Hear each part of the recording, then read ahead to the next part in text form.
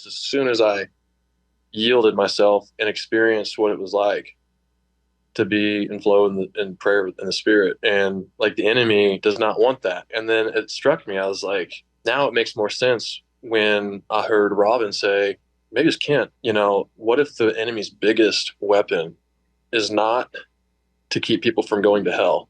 Because he can't. He can't keep people from going to heaven. Can't keep people from going to heaven. Because if we choose Jesus, there's nothing he can do.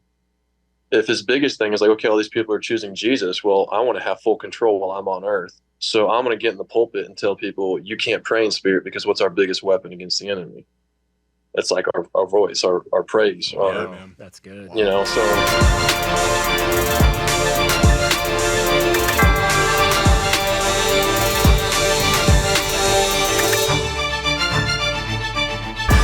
We leaned into it, and I've always felt like I've had great Christian leaders in my life. My parents are prayer warriors. My grandparents are prayer warriors. My wife's family are prayer warriors. My prayer life has definitely needed improvement over the years, and I've gotten better. It's kind of like this with me, like I'm here a lot, and then I'm down here, and then I hit a lull, and I'm like, man, how did I get there?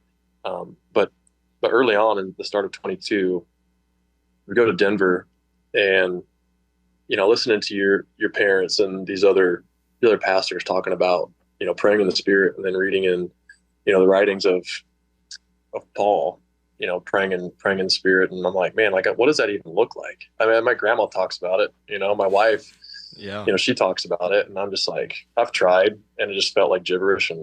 But I felt like there was just a deeper sense of, we act like we're so smart in today's world. Absolutely. But the church felt so distracted to me, like we were missing something.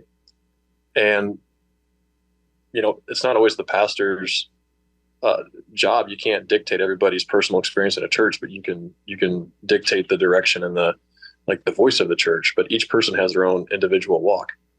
And I've just never tapped into understanding the spirit. And that's been my biggest hunger and areas of growth, was just kind of like understanding there is a living spirit that is here to help us. And I just don't, it's crazy to me. And then I think from 2020 on, you just realize there's a spiritual warfare over this nation, over the world. There is, man. So you're like, okay, well, if that's really happening, what do I need to do as a Christian? Because I can't just sit here and say, well, God's got it.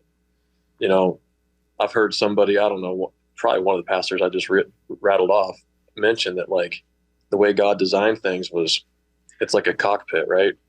He has buttons to push, and we have buttons to push. He needs us to do things, so then we can let go, and he can take control. And it's not that he needs us; it's just how I designed it. Mm-hmm. And maybe correct me if I'm wrong. Maybe I'm wrong in that perspective. But when I heard that, it really kind of clicked. It's like we can't just be passive Christians and say, "Oh, God's got it. God's got it. God's got it." Well, of course he does. He's the creator of the universe. But at the same time, your faith takes action. So I think good, man. Trying to apply it. And so in 22, I tried applying it. And then I'm not joking. It's the craziest thing that the moment I started, these, beautiful people, Dave and Dee Dee, prayed with me on the phone and talked to me about yielding my tongue to the spirit. Most awkward conversation of my life.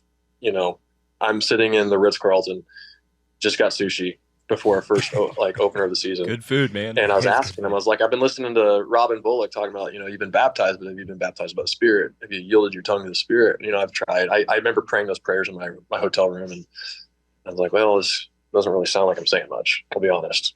It's kind of embarrassing. And they're like, no. You just need to pay attention to what the utterances that are deep within inside of you, and then just let them come out. Mm-hmm. And it's going to feel weird. It's like learning a new language. So they're praying for me. And I'm like, they're going to ask me to do this. I need to get out of the lobby right now. Because somebody's hearing me Shabba Baba in the hotel lobby. Yeah. They're going to what's wrong with this guy? So I'm out there, and then, it ended up working out. And they're like, we just want you to go to your hotel room and just, be with the Lord for 30 minutes. Just commit 30 minutes to the Lord, and just flow in what you're yielding to right now. And I was like, okay. So I did. And then, certain teammate came to my heart, and I just started warring over his life. And I didn't even know if he was or is or dealing with anything, if he knew the Lord or if he didn't. From that moment on, 2 games later that I threw in, my shoulder gave out. And then, some stuff in the clubhouse happened that I won't go into, but like it was crazy. Like just the interactions and the things that were coming hard at me in that moment, just as soon as I yielded myself and experienced what it was like to be in flow in prayer in the spirit. And like the enemy does not want that. And then it struck me, I was like, now it makes more sense when I heard Robin say, maybe it's Kent, what if the enemy's biggest weapon is not to keep people from going to hell? Because he can't keep people from going to heaven. Can't keep people from going to heaven, because if we choose Jesus, there's nothing he can do. If his biggest thing is like, okay, all these people are choosing Jesus, well, I want to have full control while I'm on earth. So I'm going to get in the pulpit and tell people, you can't pray in spirit, because what's our biggest weapon against the enemy? It's like our voice, our praise. That's good. So it's like, so tell people that, oh, no, we don't do that. That's taboo. We don't get to take authority. That's taboo. That's Old Testament. Like, we don't get to do this and that. Not in this church. We just love. We love. It's like at the guise of what? So people are turned away from, the true love of God. But that's our weapon. So if you take our weapon away from us, he has nothing to fight him, and he just runs free. And you look where we're at, and not where we're at now, because I think there's a big shift that's happening, but where we were and where we're going into will be different. But I mean, it's crazy when I saw that, and I'm like, okay, so I'm learning to operate in the spirit, like in a way of warfare I've never even like believed or known existed. Not that I didn't believe it, I just didn't understand it. And then the enemy hits me harder. It was kind of funny. And looking back, it's a little bit the whole idea of like, take joy, when you experience things like this, of trial and tribulation. It's kind of cool to think of now, like looking back at it. It sucked in the moment, because I got hurt. I didn't know if my career was going to be continued. So for 2 years now, I've been battling this, and I've learned a lot.